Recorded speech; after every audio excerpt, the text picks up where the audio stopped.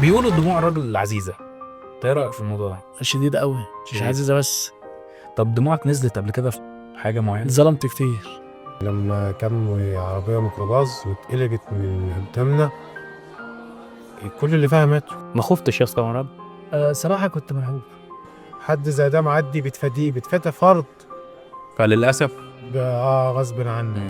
انا كنت باجي انام بالليل بحس ان انا هموت، فكانت دي اكتر حاجة لحقاني، وكانت دايما عيالي في ذهني. في اليوم ده مراتي كانت بتولد في دمياط، وانا طبعا في العربية محافظة عطلانة تانية، منك؟ والعربية عطلانة مني، لا قادر اسيب العربية ولا قادر اروح لهم. فده كان اكتر وقت صعب عليا في حياتي، اللي عشرة 22 سنة ضيعت فيهم حياتي معاه، راحت كده بالصداقة وراحت من أكل العيش والأصول وكل حاجة. لحد دلوقتي يعني مراتي، ده انت يعني ازاي ده انت في حاجة زي كده ومش معايا؟ زعلان. يعني أنا كنت شغال مع الشخص ده وكان صاحبي، مم. أكلنا عيش وملح في وسط غير بعضينا. بس الظروف الظروف بقى، اكل العيش. أكل العيش.